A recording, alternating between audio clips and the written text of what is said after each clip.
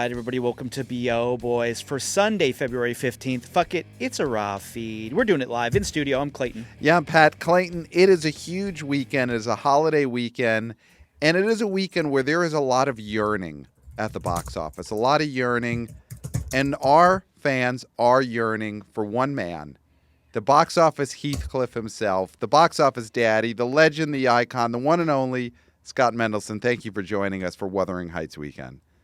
You're very welcome, and you'll excuse me for a second. I'm doing finishing touches on a post that I'm set to publish at noon, and then I'll ignore it. I can share it later. Wow. We're seeing. So if you are watching on the B.O. Boys YouTube channel, because we are YouTubers, hey guys, what you're watching right now is you are seeing the great Scott Mendelson, the legend, the icon, the most prolific box office writer in the history of human existence.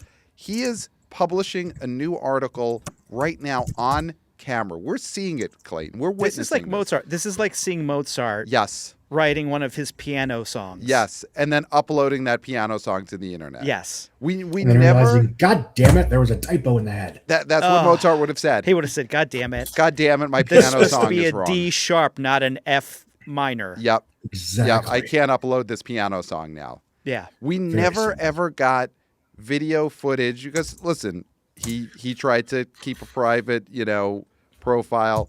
We never got Mozart on camera composing one of his piano songs. No.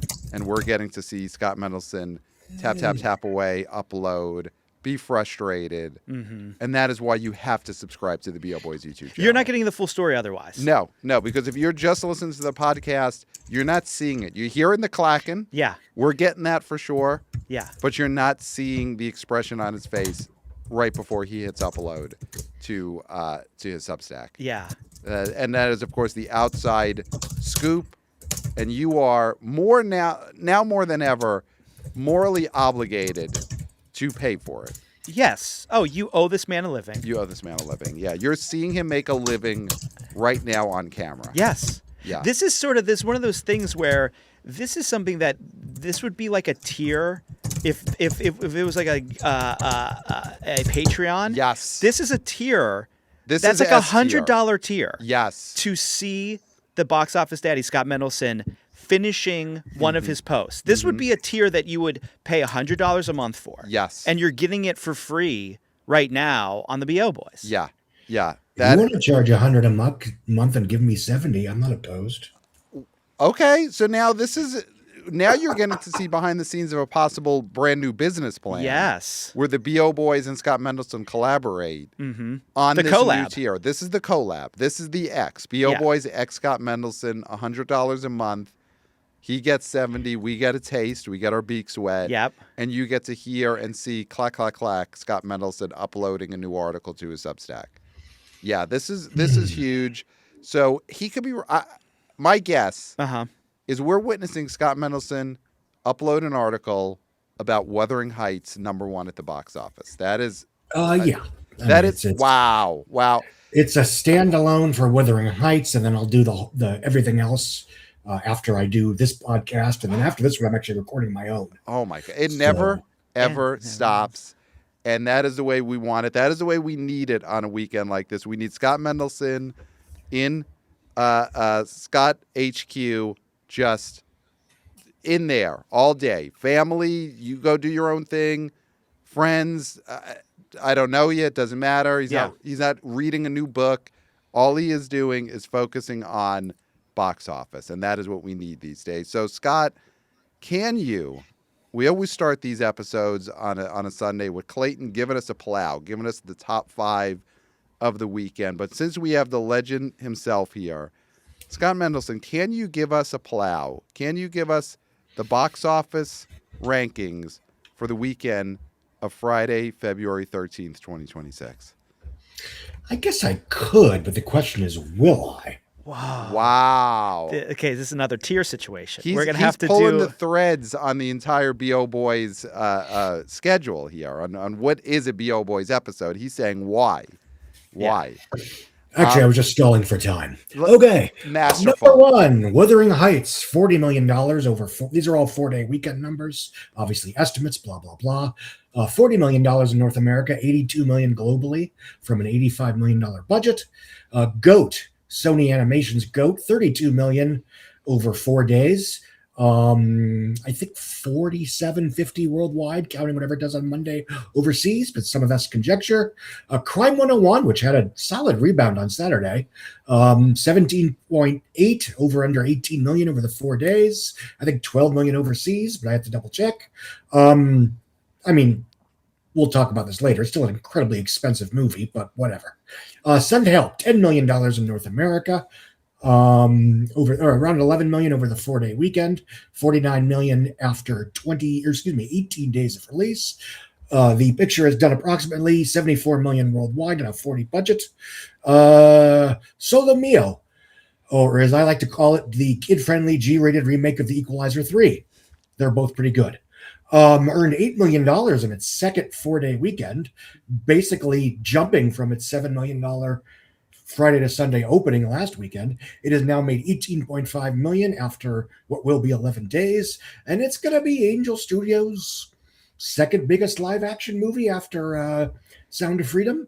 And unless I'm missing one, mea culpa if I am, but once it passes 21 million, it'll be their fourth biggest period behind Sound of Freedom, David, King of Kings, and Solo Mio.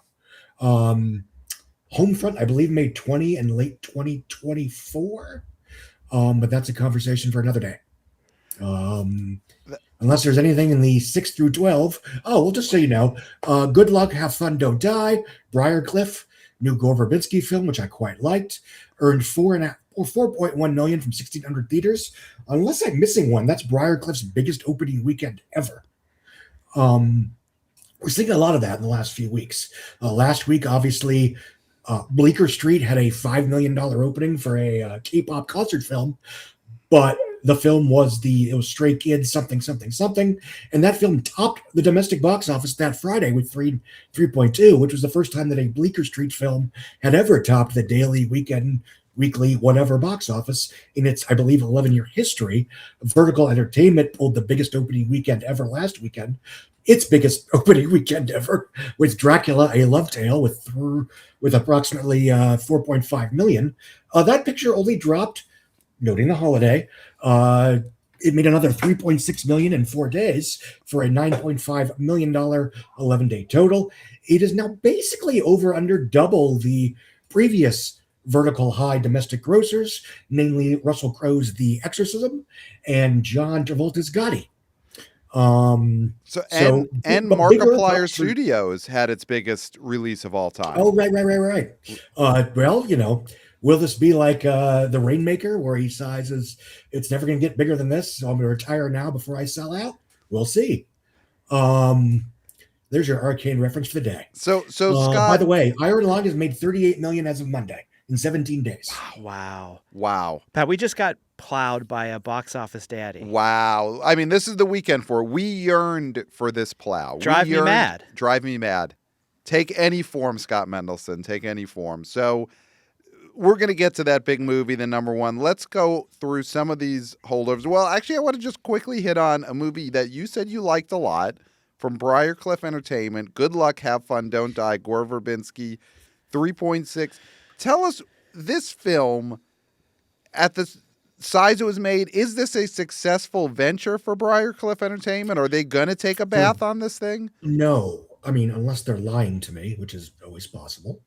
But see, Constantine Entertainment, or just Constantine, funded the $20 million budgeted picture.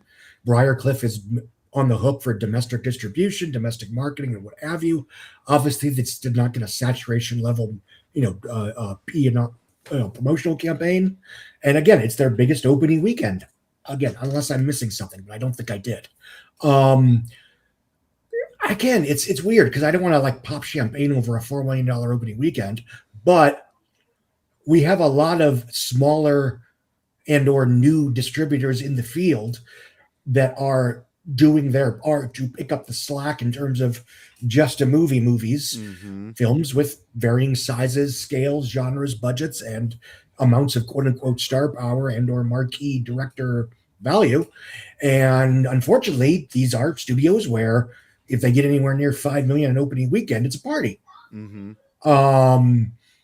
That is fine for them. The only danger, relatively speaking, is in terms of the media narrative, where you have people that either don't know better or are willfully disingenuous for SEO value that will look at one of these films. Again, the example that I keep bringing up, because this kept happening to Sydney Sweeney late last year, where she had 3 very small, very low profile releases that either barely released wide or barely released at all and made $10, and the punditry, social media and otherwise, pretended like these were mainstream star vehicles that had crashed and burned. Right, which we all knew they weren't, and we all said they weren't. Yes. Yeah, and it was the idea is like, oh, clearly there's blowback and from the ridiculous ads jeans controversy, or the people that the anti-woke people aren't showing up and blah blah blah blah blah. It's like, it's none of this shit.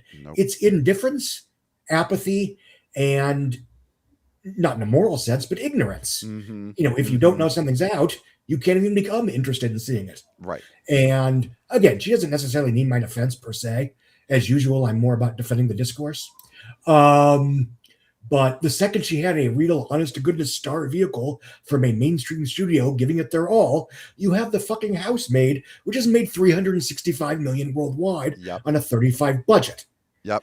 And even if you want to argue that, that doesn't prove she's a movie star, yeah, fine. But you can't have it both ways. Right. Either she was a big help in getting The Housemaid to $360 million, or she wasn't really to blame for Americana, which is very good, by the way, Eden and Christie, which is fine, opening to, pennies. Right. It's either, it can't be both. It's got to be one or the other. Right. Now, we Scott, all knew that those were movies that were never going to be big box office hits, and that The Housemaid was the one we all should wait for, and that would determine what her star power was. We all knew that. We all said that for months and months. Now, and months. Scott, just hypothetically, if somebody would have said, say, with that string of small movies that were never going to do Bobo, we all knew that. Sydney Sweeney is most likely to be a real housewife. If somebody were to say that, do you feel like that would be? I see the look on your face. Is that one of the stupidest? Anyone predicting that? Please let me speak. Is that one of the stupidest things you've ever heard? Oh, well, at least on this podcast, I don't know about ever. Okay, there we go. See, I mean, Scott. Jokes aside, it's also worth noting that, and again, movie star, added value element, take your pick, whatever. The circumstance. Unless you're Sandra Bullock, everything comes with an asterisk. But Anyone But You made 220 worldwide. It only opened to 6, but it legged out like a mofo. Even by December standards, that's solid. What was it called? Immaculate shattered the opening weekend record for Neon Films. It did $5 million and legged out to 15 in early 2024. When she makes a quote unquote regular movie that has something resembling a regular marketing campaign behind it, she seems to do aspirationally well.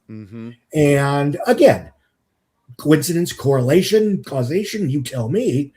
But Anyone But You and certainly The Housemaid both made a shit ton more money than Glenn Powell as the Running Man. I was just going to say, I was bringing that up. I was thinking that in my head. It's like, and then Glenn Powell has this A24 movie coming out.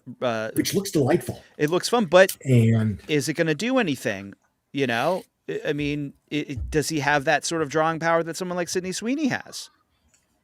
Well, I mean, no. And that's okay, because again, everyone, including Sweeney, comes with an asterisk. A huge part of The Housemaid, at least opening as big as it was, let alone legs, was that it was sort of a spiritual sequel to A Simple Favor, which either made about 100 million worldwide in late 2018, and it developed a post-theatrical following.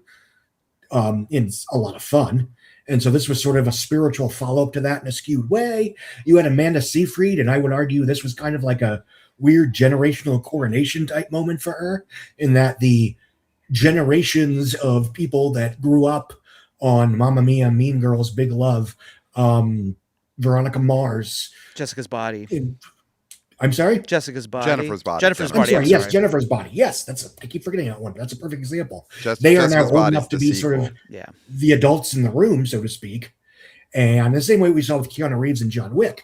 And that, now she is, also, she hasn't been in a big theatrical movie since Mamma Mia, Here We Go Again in 2018. Mm-hmm. And to the extent I would argue that her profile, if not raised, certainly kind of sort of improved with an Oscar nomination for the Netflix's Mank and Hulu's the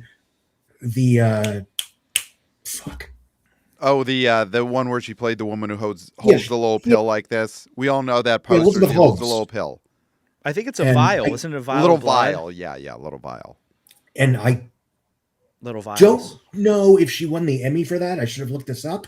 I think she did. Yeah, I think she won all the acting awards for it. Of all the 10,000 streaming miniseries that were like the inside story of how this business venture went to hell, that was like the only good one. Mm-hmm.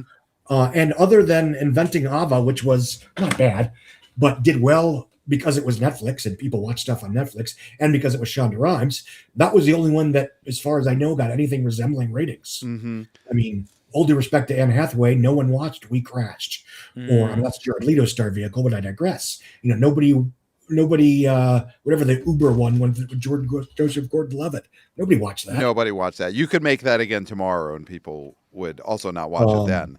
So, you talk about The Housemaid, and do have to give a note to all the wannabe boys, wannabe girls, wannabe people. If you haven't already, you got to check out Scott Mendelson's Box Office Podcast. That episode where you interviewed Paul Feig, one of the best episodes of a podcast this year. If that does not get consideration for next year's Golden Globes for Best Podcast, that's the submission episode right now, is your interview with Paul Feig. Fantastic. Love to see that. It makes me, and I always respected Paul Feig, loved Freaks and Geeks. He's made good movies. He was in Heavyweights. He was in Heavyweights. Never respected him more than finding out that he is a friend of Scott Mendelson and that he respects the work of Scott Mendelson. Yeah. Makes me think so much more highly of Paul Feig. So check out that episode. But the legs on something like The Housemaid, legs do seem to be the story of box office right now. We are getting some good leggy movies. I mean, you had Avatar had its run. Avatar was always going to have that kind of run. But look at some of these holdovers in the top 5 this weekend. Solo Mio and Send Help. These holds are incredible. I mean, Solo Mio dropping 3%, or is it did you actually say that this movie went you are up? Looking at the Friday to Sunday list, which is totally valid. It's probably easier for comparison. Where, yes, it earned $6.8 million over the second Friday to Sunday weekend, dropping just 3%. Wow. And again, it's a really fun, good, charming, sweet movie. It's entirely secular, by the way, like Sketch, which also rocks. It was, Angel Studios picking up something that is just what used to be just a movie that people would see because they like going to the movies, et cetera, et cetera. And it plays, and it's playing very well to the people that, they don't make movies like that anymore. And to a certain extent, that's older people that are mostly offline and, the boys in the boat, song sung blue type demographics. Mm-hmm. I say that with neither criticism nor compliment. And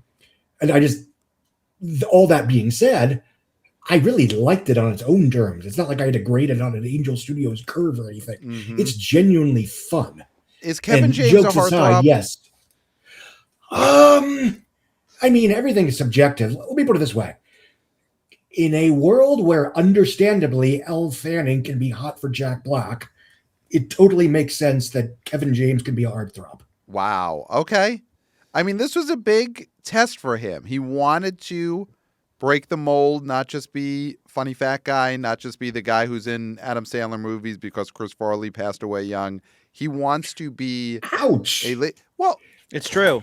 He would admit Sandler said it in the song. He said, yes, if Farley was around, they'd be on a plane to go shoot Grown Ups 3. And you could make your own inference that meant Kevin James wouldn't be in there, or maybe he would also be in there. He'd play. He wouldn't be. You know what? That's fair, because while certainly today, let alone 15 years ago, they certainly are different performers and different actors, and but yes, in terms of at that time, that does make sense. It's like, okay, Farley has died. I need a character type. You and I know each other. Let's go play. Right. And Artie Lang didn't cut the mustard. He never made it. He had his shot.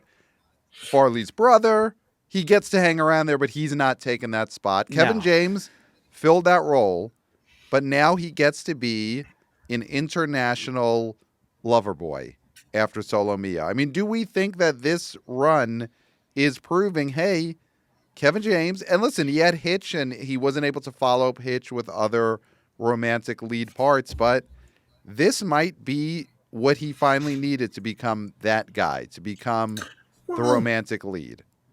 I mean, to be fair, we're talking about a movie that's going to, presumably, unless it's even leggier than we think, top out under $30 million domestic, which is fine. It's an inexpensive movie. It's going to have a long post-theatrical shelf life. And I think it just shows that, and Lisa Lehman says this all the time on my podcast, that like, especially with romantic comedies, they're not dead just because Hollywood says they're dead. Mm-hmm. And I tend to say that about like the Westerns. Like everyone says the Western is dead, but when you make the Magnificent Seven, people show up. Mm-hmm. They won't show up just any old Western. Obviously, me and 6 other people cared about Kevin Costner telling a long form this rediscovery of America through the prism of the knowledge that Avatar was very much inspired by Dances with Wolves. Scott, can we get an update? You're embedded in Hollywood. You're obviously hanging out with Paul Feig and all the celebrities out there. Horizon, Chapter 2. Where is the status of it? Where is it? Are we ever going to see it? Is this getting locked in the vault with Batgirl and The Day the Clown Cried? I've seen it, for the record. Wow. It was at the Santa Barbara Film Fest last year. And a friend of the show, Aaron Newworth, said, hey, go to this link and buy a ticket if you want. And I said, sure, that will make me not feel bad if I can't make it. But anyway, but yes, I've seen it. It is about as good as the first. I think I liked it less just because it's more of a drama than if you've seen the first Horizon. It's in some ways, it's a very tense thriller when it wants to be. We saw it opening weekend. Mm-hmm. It's more of a Costner vehicle than the first film, which I feel was a pretty even-handed ensemble. Mm-hmm. As far as is it ever going to see the light of day, I would be surprised for 2 reasons. First of all, it's even more of an open-ended, to be continued movie than the first one. So unless 3 and 4 magically exist, it has almost no value as a standalone piece. And the same way that like Horizon 1 and 2 as a package don't have a lot of value, even compared to just Horizon 1, which you could watch on its own and, the road goes ever on, but this is the end of the story. The other thing is, you've probably heard about this. There was a lawsuit filed, I think last year, related to, and I don't want to speak out of turn, so I'm going to be very vague because I don't know all the details offhand. Basically, allegations of improper behavior in relation to shooting a staged scene of sexual assault. Mm-hmm. Mm-hmm. Having seen the film, I know exactly what scenes they're talking about. And my thought was, oh my God, that is not something that is not something you fuck up. Wow. So with that being said, that makes it, for me at least, even less likely that I believe that it will have anything resembling a conventional release. Okay. So this is a Tubi situation, possibly?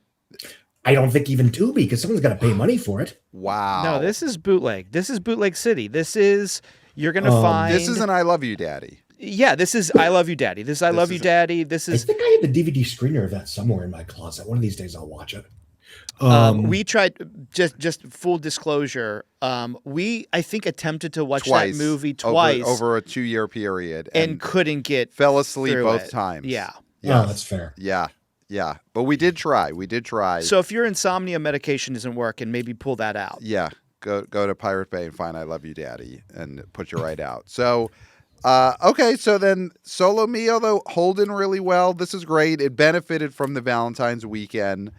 So this is the older crowd that Wuthering Heights seemed too intense for them. They don't want to be driven mad. The people who went to see Solo Mio this weekend, they were like, don't take any form. We need you to take No, they took one form. And it was Kevin James. Yes. And that is a comforting, Yes. pillowy form. Yes.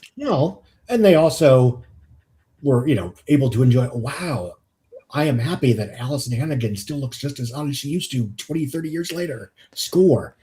And can you actually, one of the reasons I enjoyed the film is that it's him vacationing around Italy after he gets stood up at the altar. And he hangs around with a few other married couples, one of which is Kim Coates, if I mispronounced that, I apologize, and Allison Hannigan. And the couples are very funny and well sketched and bemusing. And again, it's a PG movie, but they're not wholesome and in a way that you're like, okay, this is blatantly appealing to the Angel Studios crowd. Okay. Again, this is a PG rated movie. I don't want to oversell that, but they were fun and spicy in a way I wasn't expecting. And Kim Coates, and again, if I mispronounced that, I apologize. He has been typecast for decades as like the bad guy or the henchman or an early victim in an action movie or horror picture. So seeing him just play this wacky, gee whiz, but genuinely nice party guy who's happily married was generally a treat. And that's one of the things I like about these kind of pictures, whether they're faith-based or otherwise, is that you get to see against typecasting for people like that. Mm-hmm. Like watch Ordinary Angels, which is terrific, by the way. Not only you get to see a pretty good movie that happens to be a faith-based drama, you get to see Alan Ritchson in a rare role where he's not, killing bad guys for 90 minutes straight. That's the Jack Reacher TV yes. guy, right? Okay, great. All right. So, Angel Studios is doing its part, and it's giving us something. It's filling a need out there, and it's letting people travel to Italy with Kevin James in a form that they find not threatening. Now, I don't want to stay on this for too long because we do have big movies. I movies, just have to ask this Solomeo question for Scott, because you said, and this is an issue that I think Angel Studios runs into, is the secular nature of some of their films. These movies might not do as well because then they're thinking, oh, Kevin James is going to try to sell me a Bible at the end of this movie, so I'm not going to go.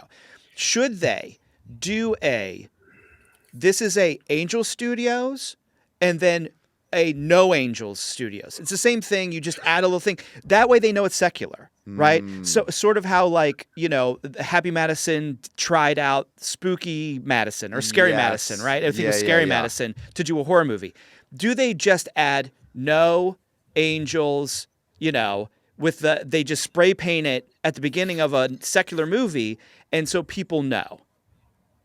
Do you think that's a good idea? That's actually a good question because, I can certainly see the logic in that because you're right. And I've talked to people that, this isn't a secret. It's in the interview. I did an episode with the guy that directed Sketch, and there was some understandable hesitation. It's like, okay, but, are there people that might enjoy this film that won't seek it out or won't hit play or whatever? Yeah. Because they see the Angel Studios brand, and that's entirely possible. Mm-hmm. Yeah. And I think the trade-off, you're also getting, theoretically, a varying size, a demographic of more committed and likely to show up moviegoers because of the Angel Studios brand. Yeah. That you would not get if it were, just a movie from any number of the smaller, Vertical, Briarcliff, et cetera, or even like Lionsgate. Even a Lionsgate. Yeah.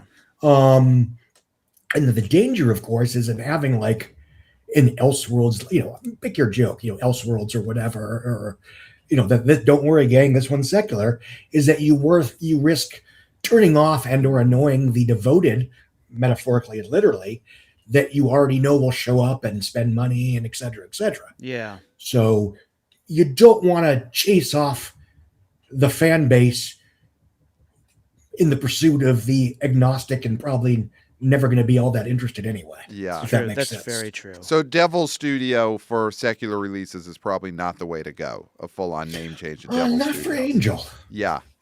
I agree. Did they actually do Scary Madison? Because that's actually clever. They did. I would think it's either scary or spooky, and I will look up right now. Did they do it for Hubie Halloween or no? Well, they might. So they did it for a horror movie that starred Adam Sandler's nephew, who's in a bunch of his movies now. Okay. Let me just fact check while Pat moves on. So while we move on quickly, while we're talking about horror, Send Help, Sam Raimi. This was weekend 3. It's now up to like 49 million, counting the 4-day. Did a great hold. Only dropped 1% in the 3-day. did about $9 million for the 3-day. I mean, unqualified hit here. I mean, it's probably going to, with its budget, break even in the theatrical run, and then it's all gravy after that point. I mean, here's my question. After this performance, how great would it be every 2-3 years Sam Raimi just gives us another one of these? Just a $40 million horror thriller with a recognizable star, and I think the audience is there. It'll make it 70, 80 million in the box office, and then everyone comes out happy. I mean, yeah, obviously that would be ideal if, you don't get any, however many, 15 years between, 17 years? Jesus. Well, the last between one was Drag You to Doctor Hell Strange. Yeah. Well, no, I mean, in terms of a programmer. Yeah. Mea culpa. I think this is a case of like on a curve, this is absolutely a hit, but it is still a $40 million picture that is probably going to crack around 90 worldwide. So it is still going to need post-theatrical to quote unquote break and, make a profit, but it's certainly going to be more profitable in a rate of return sense than the $0 that it would have theoretically made had it, gone to streaming or something like that. Yes. And when you're dealing with, especially in this quote unquote new normal, if you're dealing with a movie that you're already going to make in the first place, you're already going to spend the $40 million. Or if it's priced for streaming, maybe it's only $25, $30 million, whatever. You're already making the movie. So the only extra expense is theatrical marketing. So the question is, does the extra money spent on theatrical, A, you roll the dice and you might actually have a big hit, or at least B, in a situation like this where it's a modest success, it makes Disney and 20th Century Studios look good, and that's important. The film will play far better on Hulu and or Disney Plus than it would if it skipped theaters entirely. And because the film was in theaters, it gets theatrical revenue, DVD revenue, PVOD revenue, and all of that licensing, et cetera, et cetera.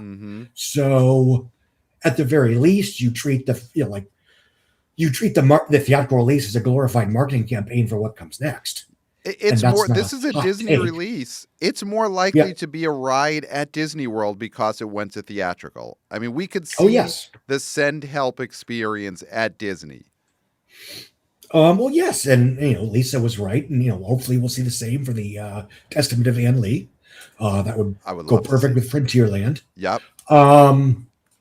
And imagine instead of It's a Small World After All, you're on the boat and it's just the music from Testament of Anne Lee, and you look around and you see all the dancers. That's a ride.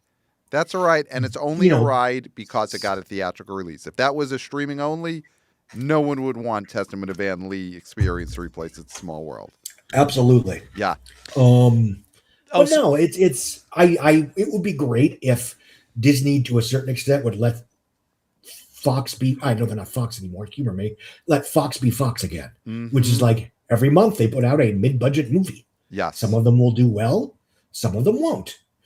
And that's okay because it's a numbers game. It's as Richard Ringfeld likes to say, it's a business of hits. And simplistically speaking, you throw spaghetti at the wall and the one golden strand makes enough to be incredibly profitable and or make up for the losses. Yeah. And that's how this business is supposed to work. And more importantly, I don't think the world needs a Ready or Not 2, but to the extent that that is of value and looks good to shareholders or whatever, you don't get to make a Ready or Not 2 unless you roll the dice on Ready or Not 1. Exactly. Exactly. We need franchise starters, which are original movies. So, I want to jump. We have a couple of other... I need to close the loop on this. Scary Madison. So it's Scary Madison, Scott. They released one film under this called The Shortcut in 2009. Dave Franco is in the cast here. Wow. And it was unsuccessful and they shuttered this, but Scary Madison was the name of the offshoot. Wow. That is clever. And they didn't bring it back for Hubie Halloween. They didn't. They were like, we can't refile the paperwork. We already shuttered it. So we're going to get to the other newbies, but let's jump to the top because we have been making people wait long enough. They're yearning for us to talk about Wuthering Heights, #1 at the box office. So Scott, we need you to tell us what this opening weekend means. Because listen, on this show, weekend preview, We bought into it. We were so excited for this movie. We went, our guest, the great Kelly Keegan of Barstool, she went 69 for the opening weekend. That was the prediction here. So we were going that high. All right, so Scott Mendelson, that's where you got to watch this on YouTube. Made a little bit of a face there. Yeah, pun intended. I would believe, yes, yeah. So how can we judge this opening weekend? 34.8 in the 3-day, 40 million in the 4-day. Did the expectations get so out of control that now we're making a mistake if we feel this went under the expectations, or do you think this should have done better than what it actually has done? Closer to the former in that, and again, I was hoping, I was optimistic that it would break out bigger. You know, the trailer plays great in theaters, and it played in front of every showtime of the housemaid for the last 2 months. Mm-hmm. And even it played in stuff, you know, when I went to see the Stranger Things finale, the Wuthering Heights trailer played on the giant, you know, non-PLF, you know, AMC screen. And it's a really good trailer. And my hope is that it would feel and play like an event even to people that were agnostic to or indifferent to the source material. And I would say to a certain extent that didn't happen, in that, you know, if you were interested in the star plus marquee character plus book you read in high school concept, you showed up or you were interested in it, whatever. But if it was just, you know, I don't care about Wuthering Heights, but this looks like a big splashy epic romance from a major studio that looks great on the big screen and stars people that I kind of sort of know, and maybe I've heard of, you know, Emerald Fennell for one reason or another, that extra didn't quite happen. Mm-hmm. That being said, in a vacuum, a 40, and let's assume they're not throwing out 40 just so they can get better headlines today, and then tomorrow will be, oh, it only did 38, but whatever. You know, that's pretty damn good for an R-rated adult skewing romantic melodrama / erotic thriller, whatever the hell you want to call this. Mm-hmm. I mean, aside, you know, that basically puts it under, sans inflation, the 50 Shades trilogy. And if you want to count it, Gone Girl, which did 37 million over 3 days in October of 2014. The 50 Shades movies opened with 93 million Friday to Monday on this weekend in 2015, which obviously was a giant pop culture mega event. The sequels opened just before Valentine's Day, and I'll talk about that later. They opened with approximately 41 million Friday to Sunday, and then 38 million Friday to Sunday. And then, well, I'll skip to what I was going to say, is that because they came before Valentine's Day, no pun intended, they got a Valentine's Day bump in the middle of the first week. Mm-hmm. They both made around 10 to 11 million in the, what it was like Tuesday or Wednesday or whatever of the first opening weekend. And one reason, you know, if I am concerned about Wuthering Heights domestically going forward, that's partially why, because it's not going to get the bump. Mm-hmm. You know, it's, you know, the Valentine's Day advantage is over. It's done. Now it absolutely just has to hold its own as an event movie unto itself. Mm-hmm. But again, in a vacuum, a movie like Wuthering Heights, R-rated, 2 hours and change, mixed reviews, which I thought it was pretty damn good, but whatever. I loved it. I think more so than most movies, and I don't want to get too up on this because whatever, I think it fell victim to the depiction equals endorsement brigade. Okay. But whatever. So just want to pick some of these apart. The Wuthering Heights as a brand itself, I'm going to throw out there that for the most part, it doesn't mean that much. You know, when you compare it to a 50 Shades of Grey, 50 Shades of Grey was a book. Yes, Wuthering Heights is a book everyone has read and a lot of people love, but it's not necessarily a book that everyone read a month ago, like The Housemaid, like a 50 Shades of Grey. When that first 50 Shades movie, it was an event because everyone had either just read it or just saw someone reading it at the bus stop. I mean, it's the same thing with Crawdads. Crawdads, yes. You know, it's not where the Crawdads saying it was not a book that you read in your literature class in college. It is a book that you read on the airplane last year or 2 years ago. Yes. Yeah. So I think there is these canon books, the Jane Austens and the Brontes and the Dracula and the Frankenstein. They all have a lot of brand awareness, and everyone maybe has read them, but they didn't read them 2 weeks ago. So I do think that it's a brand that doesn't necessarily mean you have to go see it this weekend. People went to see it this weekend to the extent they did because they were interested in this version of it.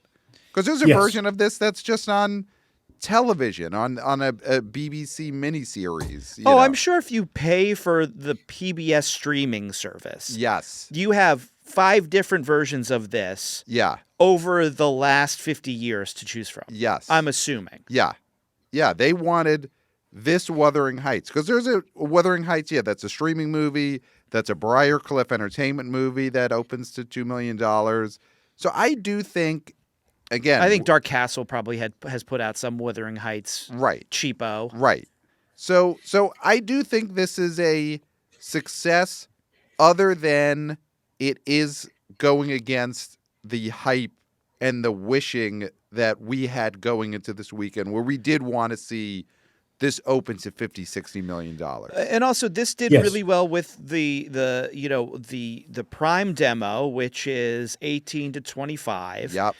And I was talking to a group that I was talking to previous to this opening, that I was doing some other business. I'm not going to get into it, but they were young people in that Prime demo. And I asked them, Are you excited for Wuthering Heights? And it was 2 females and 1 male. And they all said, yes, looks amazing. Love Jacob Elordi, all these things. And then I asked the question, are you seeing it this weekend? And they all said, oh, no, not this way. I'm not going to see it this weekend. I'm not going to see it this weekend. And so it's one of those things where going to a movie might not have been the number one plan right now. And Pat, we were by the water cooler, and Pat said, because it's not a movie that's like a Marvel movie or a movie that can be spoiled in the way that you wouldn't want to see it. You don't have to see the stinger that there is, Heathcliff will return in, Rebecca. Right. Return to Manderley. Exactly. Yes. So I think that's one of those Isabel, she's got to return. That's the character that put her in the next Avengers movie. Yeah, I want to see more of her. But I think that this is a movie that could have legs and people will see next weekend, right? So that is the hope. Yeah, so I'm not so worried, especially because The Housemaid, again, like we were saying, The Housemaid is a book that somebody read like 2 weeks ago, but still, it didn't have a boffo opening. Like, people found it, and they went and saw it. And I have hope that this movie is going to have the word of mouth. Everybody I've talked to has said that they love it. So I feel like that's, looking good for this movie. And it didn't break the bank in the first weekend, and that's fine. Mm-hmm. Back when I first started doing this, and it was like 2008, and all the way through till probably the mid to late 2010s, big movies from about women tended to be leggier than not. Mm-hmm. Partially because they were still rare enough to be somewhat of a unique unicorn. So there was interest in the targeted demographics to catch with them at their convenience. So something like The Other Woman could leg out to like 85 million from a 25 opening weekend, opening just before the start of summer. So in that sense, yeah, I should be optimistic. The one reason I'm not, and again, I'm not looking doom and gloom here. Romantic skewing movies that open on President's Day weekend tend to be really front loaded. I mean, the first 50 Shades made less than 2 times its 4-day opening. About Last Night, the 2014 remake, smaller movie, obviously, made well below 2 times its 4-day opening. And even, aspirationally speaking, something like 50 First Dates, which opened, I think, Valentine's Day was a Saturday in 2004. It did 10 million on Friday, 20 million on Saturday, and eventually earned approximately 121 million from a 45 4-day. That's one of the better examples. If this does that, then it still, quote unquote, only gets to 110 domestic, which in a vacuum is really good for a romantic drama, an R-rated erotic, romantic melodrama. This isn't Titanic, nor is this, something that's like an action film with melodrama in it. So again, in a vacuum, this is very good. However, if it legs out something closer to like, haha, Daredevil, I'm not kidding. I don't know if you remember this. They pushed that hard as a date movie, as a Valentine's, weekend event. Ironically, Hollywood learned nothing when How to Lose a Guy in 10 Days earned about as much globally on far less of the budget. But I digress. That opened the previous weekend, which, by the way, again, to take advantage of Valentine's Day as a post-debut boost, a lot of studios will open a Dear John or a He's Just Not That Into You or a Hard Eyes last year. They'll open it just before Valentine's Day. Or a Solo Mio. Weekend. Yeah, exactly. That's a perfect example. And that's no different from like the Star Wars prequels and the Shrek movies all opening before Memorial Day weekend. So you get that buffer to mitigate the post-debut drop. So wait, when you don't have that buffer, then I trust but verify, but there's not a lot of super leggy, at least not in recent years. This isn't 1987 where Mannequin can do like $40 million from a $6 million debut. But yes, that opened on Valentine's Day weekend in 1987. Sorry, go ahead. Why didn't they open this last weekend? The big game. Last weekend was the big game. Oh, it's the big game. It was the big game. Which, the big game is too late now. They need to move the big game the weekend after the season, so the game is better, and then you can have the romantic movie and the Valentine's bump. Yeah. That's what needs to happen. The NFL is ruining this. In a healthier theatrical ecosystem, there would be room for a robust Super Bowl and Dear John to open with $30 million. As again, that wasn't Valentine's weekend. That was again before Valentine's. But Super Bowl weekend from like 2008 to 2013, you had solid, good to great debuts.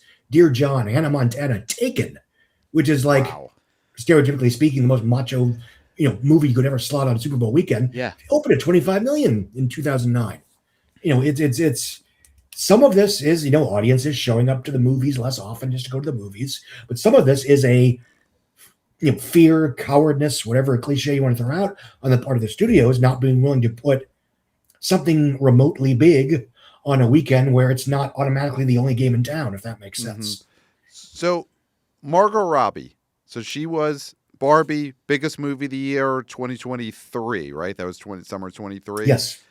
And she's had a bit of a stumble since Barbie. She's had the big, beautiful, bold journey and maybe something else. I got it. I nailed it.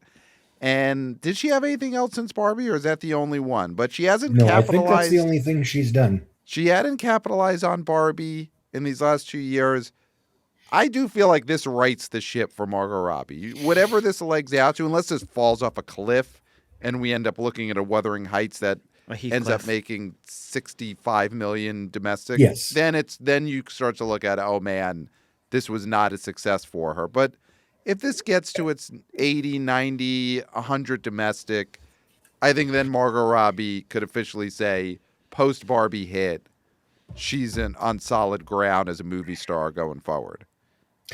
Sure. And generally speaking, Margot Robbie, and I often use her as an example of the perils of modern stardom in that, she breaks out, the world declares her a star, but she really doesn't have much to choose from between coin toss IP plays like Tarzan, Suicide Squad, Barbie. Some of them do well, some of them don't, some of them are ill-received, whatever.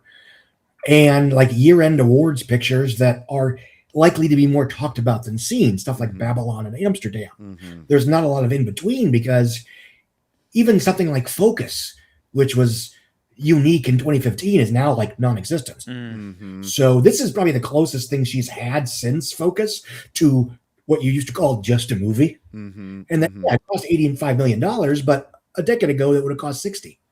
Some of that's inflation, rising production costs, et cetera, et cetera. So this is probably the closest thing she's had to a star vehicle studio programmer that happens to be based on a well-liked book. And again, people like to say, oh, the book, it does, she doesn't count. Okay, but Tom Cruise's biggest opening weekend prior to 1993 was, I believe, God help me, I don't know the movie, but it was like $16-17 million. Oh, for like A Few Good Men or something like that. He was doing these $15 million opening weekends. He signs on for The Firm in summer of 1993, which is a book that every white family in America had on their coffee table. Mm-hmm. I can't speak for non-white people, but I'm speaking from experience. My family had The Godfather. Mario Puzo's The Godfather on our coffee table. Yes. But and that film opened with 25 over 3 days and 32 over Wednesday, Sunday, July 4th weekend. That was by far his biggest opening weekend. And, we saw that just a couple of years ago. Blake Lively in a movie, just a movie with a lesser well-known book like, A Simple Favor, or an original shark movie like The Shallows. Mm-hmm. That's worth 15 to 20 opening weekend. Mm-hmm. You put her in fucking It Ends With Us and you get 50 million on opening weekend. Yep. And again, Wuthering Heights it's a book everyone's read, but it's not a hot book that guarantees some kind of big opening. So I don't think the book takes the credit. I think there was just something to this package. People did want to see Margot Robbie. Elordi, though, he feels like the one who was really the special factor in this opening weekend. I do think there's a situation in which if they pick the wrong co-star here, that buzz would not have happened despite the and that, yes. I think if they picked wrong there, this could have really tanked, but there was something about this audience wanted him as Heathcliff. They yearned for him. He had the right height. He was tall enough. Yes, he's incredibly tall, which is why when you watch The Kissing Booth, you're not concerned whether their relationship is problematic. You're concerned on whether Jacob Elordi is going to eat Joey King. Yep, and some people want to see that. People wanted to see him. And I don't mean that in a sexual way. I mean kaiju style. Oh, yeah. I was going to say, that's why, listen, look at King Kong, Godzilla. Mm-hmm. That collab, two tall fellas, two tall drinks of water. And as somebody who is on the apps, that matters. It does. Yeah. And so everybody's looking for a Elordi height. All the ladies are looking for a Elordi height. And they'd take Godzilla or King Kong, but they know that's less realistic. So they're settling for Frankenstein. Mm-hmm. Yes. Mm-hmm. It's also, again, I'm not saying he's like a huge movie star given the world, blah, blah, blah. But I do think he has been for the last decade been in movies, both films aimed at young people like The Kissing Booth, films aimed at cool kids like Saltburn, and whatever you want to count more. And, it's art house moviegoers of all stripes like Priscilla as the, quite literally the guy she told you not to worry about. Mm-hmm. And he has very much created an on-screen persona as the problematic fave, the toxic crush, the proverbial bad boy. And that's obviously what he's doing in this film. And when he is in that mode, again, I'm not going to say he's a box office draw because this is his first real mainstream theatrical vehicle he's had. Right. Mm-hmm. This is already just making 82 worldwide, has already outgrossed his entire combined filmography and the combined filmography of Emerald Fennell total. Mm-hmm. Her first two films, 2019 in late 2020, 21 in late 2020. I'm sorry, 21 million for Saltburn in late 2021. So those two, obviously Elordi was in Saltburn as maybe it's safe for, maybe one of the nicer characters he's played by default. Mm-hmm. Obviously he's an asshole on Euphoria. And so that is very much a type. So yes, I do think, cinema's, current raging young heartthrob asshole playing Heathcliff, who to a certain extent was one of the great literary problematic fave hot assholes of, Gothic literature, that's of value. Again, it's not the same thing as saying he's a star, put him in everything, but there is value there. And I think people did show up for that combination. They wanted to see him lick a wall. That was a big want. And I don't think they would have wanted, and we'll talk about his movie, they wouldn't have wanted to see Chris Hemsworth lick a wall this weekend. That the audience, I think the version of this movie where Wuthering Heights where Chris Hemsworth is Heathcliff and he's licking a wall, I think you take 25 million off of this opening weekend like that. Everything else the same. Same Charlie XCX song. I think you're taking 20 plus million off if it's Chris Hemsworth licking a wall. But Well, I mean, we didn't see Crime 101. Does he lick a wall in that? I can't say I didn't whether or see not it. he licks a wall. I haven't seen it. Does he lick a floor? I mean, Crime 101. Let's go to that real quick. Okay, I would well, say just this, don't answer the question then. This overperformed expectations, right? It I kind would of- say this And did. honestly, I think to the extent that we're somewhat defending Wuthering Heights because it only opened to 40 instead of 50, 55 or whatever, part of that is just there were a lot of other options in the multiplex Yes. that audiences chose.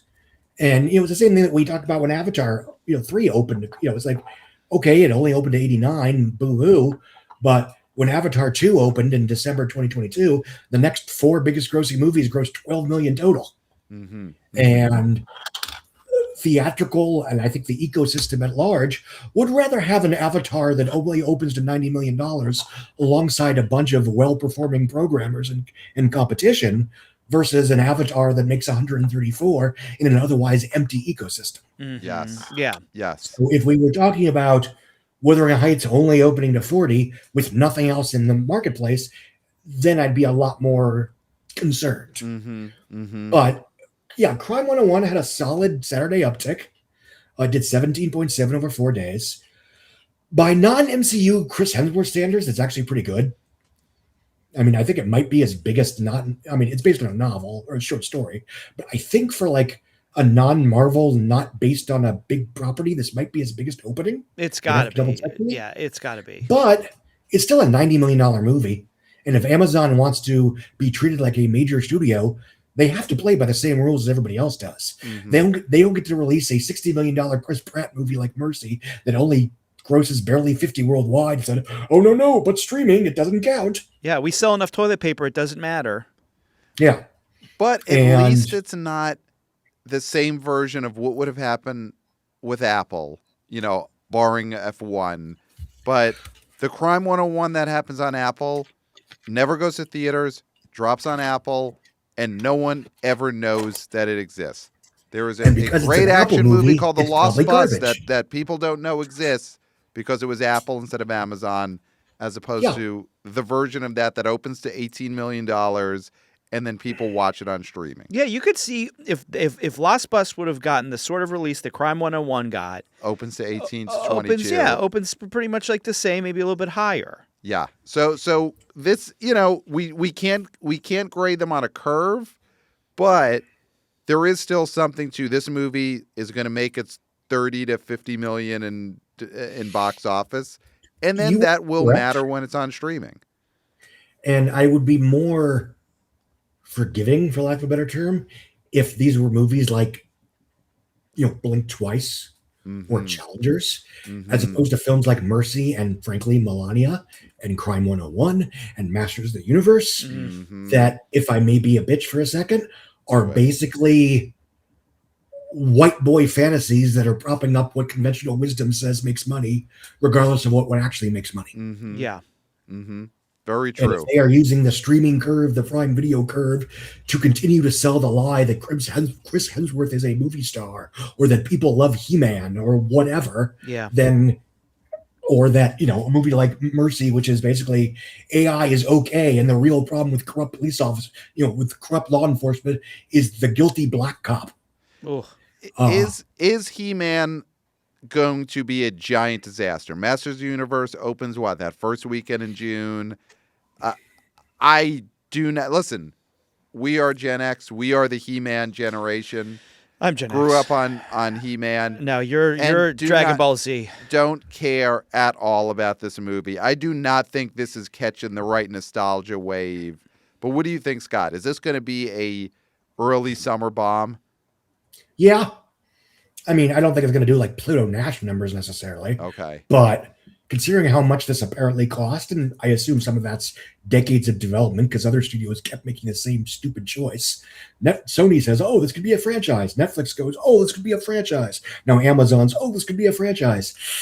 In 1987, back when people went to the movies, back when the very idea of a live-action, big-budget sci-fi adventure epic based on a kid cartoon was unto itself exciting and special and unique, and the Masters of the Universe still bombed. Mm-hmm. And now it's 2026. when that's basically the, standard assembly line Hollywood tentpole.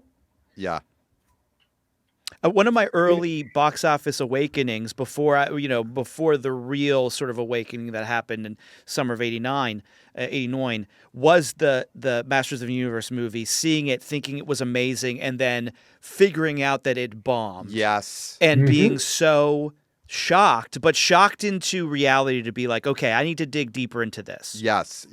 For me, it was that He-Man bombing and the Hulk Hogan film No Holds Barred bombing. When I finally saw, it's like, wait, these aren't the biggest movies of the year. Mm-hmm. That really, it shook me to my core, but it was the splash of cold water that I needed to learn about the box office. It was a hefty, stinky whiff of BO. Yes, which we needed. Does that imply that your screening of No Holds Barred wasn't like empty?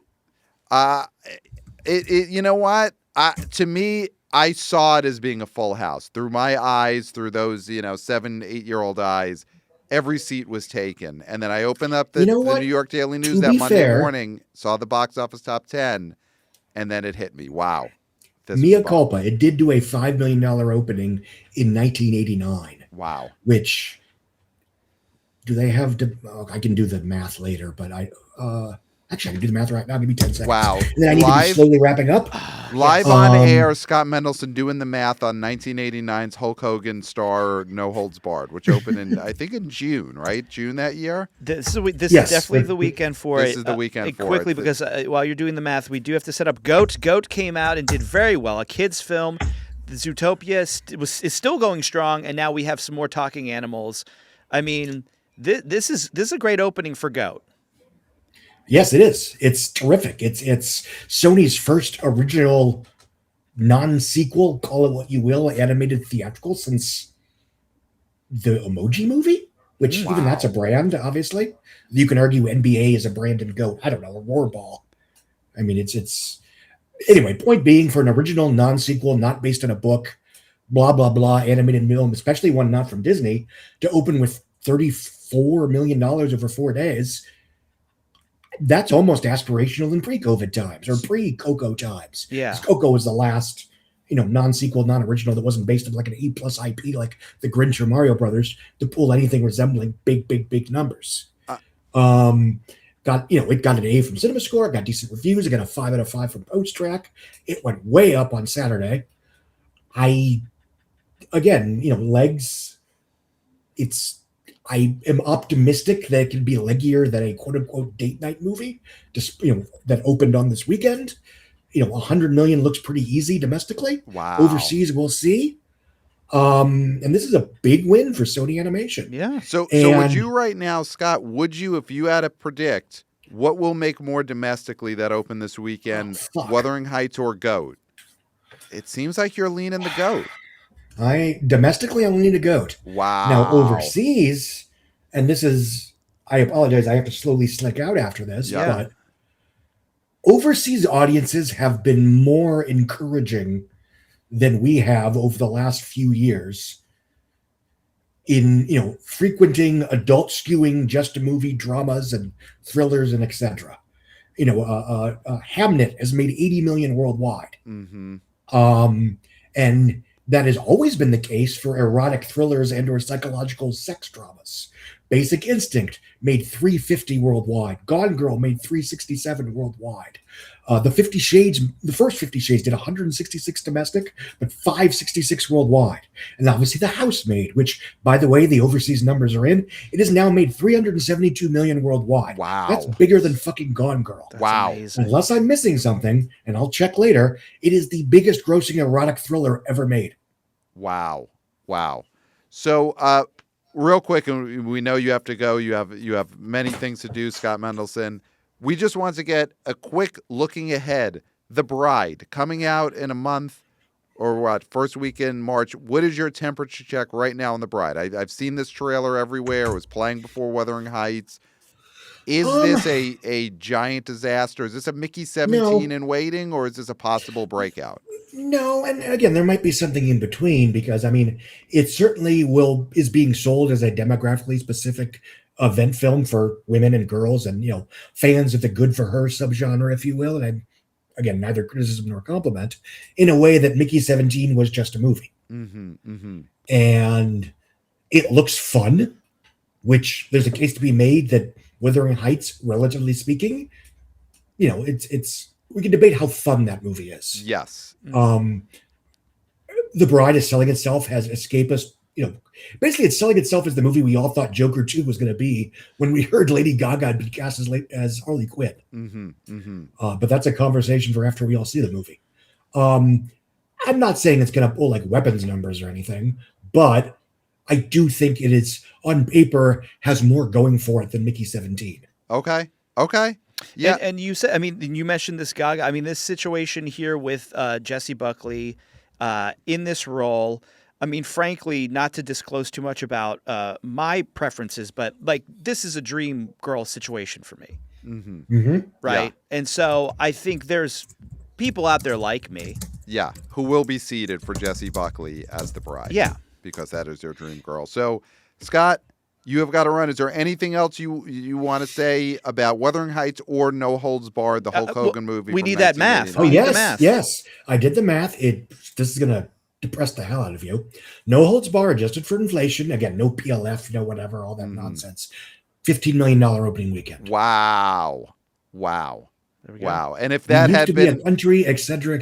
Yeah, if we could have seen Hulk Hogan and Zeus on IMAX, that gets us to 20 million, 100%. Rip, that was his character. He played Rip. All right, Scott Mendelson, listen to the Box Office podcast. Of course, you owe this man a living, so pay for a subscription to The Outside Scoop. And the Paul Feig interview has got to be submitted for all awards consideration. Great episode. And that was one of the easiest things I've ever edited because he did all the work. Wow. It's the best. Wow. So, Scott, thank you for joining us. Me and Clayton will wrap up here after you pop off. But thank you. And let's not let this have so much yearning for the next time that you're on the show. Let's get you on sooner so that we are not all yearning for so long. We want you back in any form. Yes, any form. Drive us mad, Scott. All right, thank you. That is Scott Mendelson joining us. So goodbye, Scott. I think we should do a couple of emails. We've got time. All right. Listen, I'll go behind the scenes. We're going to see Nirvana, the band, the show, the movie. Yeah. Very soon. We're on our way to it, but we will get there. We have time to get there to read a couple of emails. Just want to wrap up a few things here.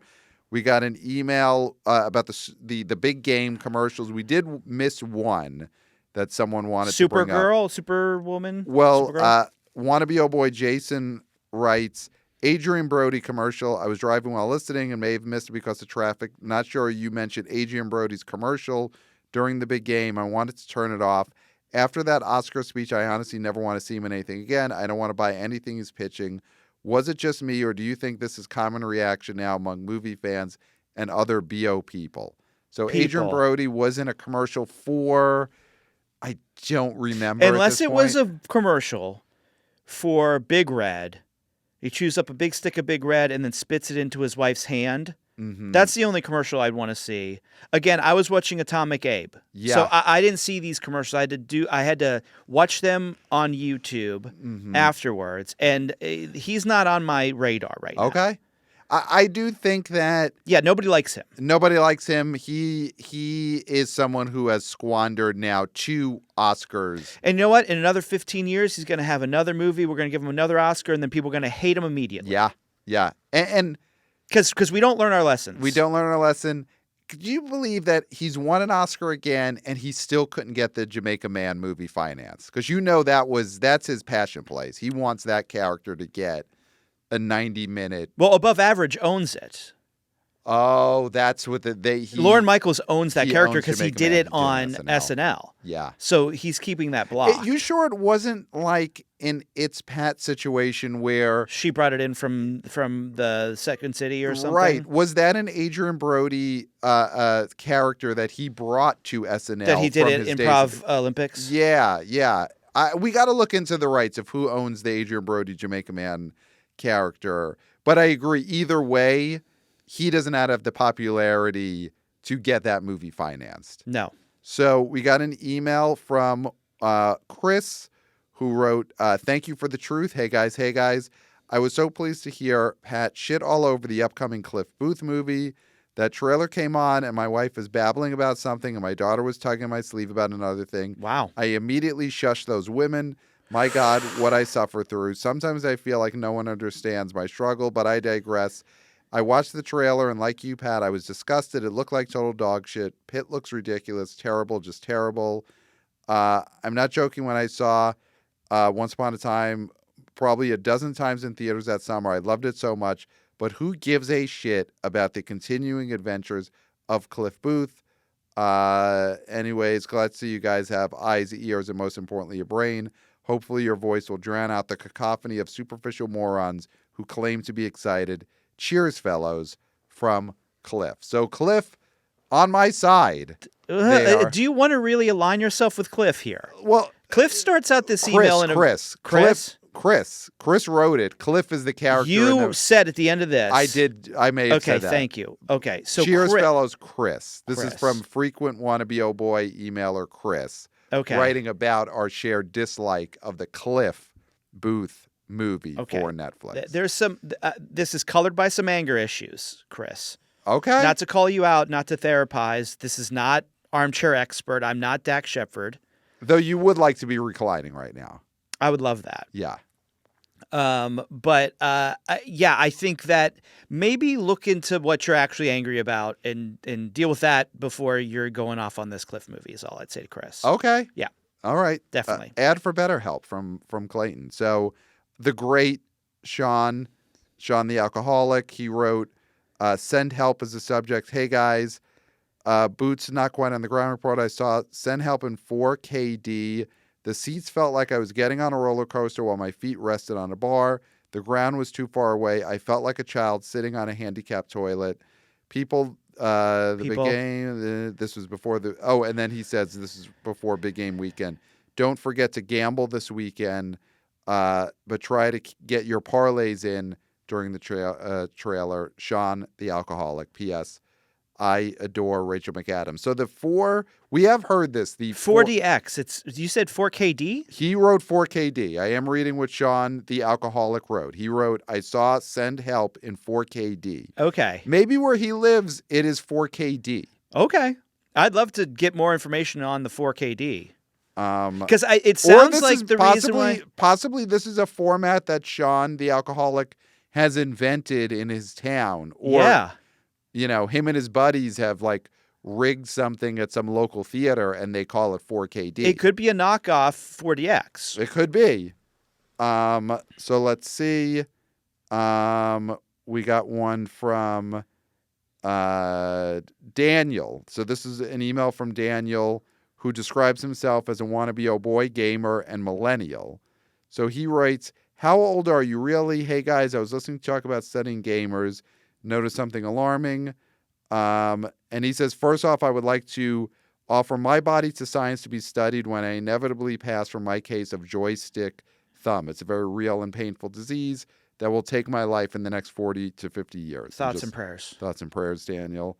But more importantly, Clayton used the term pwned several times. This is a very well-known gamer term meaning destroying or dominating one's opponent. It is also very well known that this is a millennial gaming term that came into existence in 2004. I have never heard a Gen Xer use this term before, and it was extremely alarming when Clayton used it over and over again. Normally, I would assume this was an elder trying to sound hip and cool with the kids, but Clayton used this term pwned correctly, not once, not twice, but thrice. 4 times. I'm requesting a formal investigation to be conducted on how old Clayton actually is. I look forward to the results and thank you for your coverage and service to the BO. And that is from Dan, who is, again, a gamer and a millennial. So, Clayton, you profess to be a Gen Xer like I am, but... You're not a Gen Xer. Dan, poking some holes in that, you may be younger than you say you are based on the way you use this term, pwned? You're the one who used that phrase correctly. I'm not familiar with it. I find that to be lame as a Gen Xer. Well, am I a lame stain? I mean, I don't want to sit here and you, whatever that term is, but that's your term. That's your generation's term. So, Pat, I'm goofing on the millennials. That's what I'm doing. I'm goofing on them. That is what is called. It sounded authentic. That's what is called. Well, also, here's the thing. Do you then think I'm a gamer? Listen, anything is possible now based on this email. I mean, Dan, thank you, Dan, because you have really put Clayton in a new light for me. I think there's no understanding. Not just a millennial, which I always knew, but he is also now potentially a gamer. There's no understanding of satire now anymore. I know because we live in a world that it's hard to even do satire because we live in such a weird world. But yes, I was goofing on gamers. I was goofing on millennials. And just because you understand their language doesn't mean that that is a language that is native to you. Yeah. See, I think that is a weird defense because that is not something we do on the show. We don't, we're not taking a piss. We're not having a laugh here. We are what we say we are. And now suddenly you're trying to hide that you are a gamer, that you're a millennial by this. I'll show you my thumbs. I was having a laugh. I'll show you my thumbs. I was taking YouTube. Look at this. Taking the piss. These thumbs have not touched a controller since 2003. You know how they have those, which is a dangerous thing, but they have those masks, those very realistic looking masks that people put on, where you put on a latex mask and you look like a different person. I have no idea if these thumbs that you're showing to camera are real thumbs. You may have joystick thumb, and you're just putting on latex thumbs to cover it up. Anything is possible now. Anything is possible. So yeah, that is the mailbag as of now, because we do have a movie to get to. theboboyspodcast@gmail.com. Send us emails. We love getting your emails there. Follow us on YouTube. Follow us on the Substack. Follow us on social media at The BO Boys Pod, on Instagram, on TikTok. 5 stars on Apple Podcasts. And that's it. We did it, Clay. We said it all.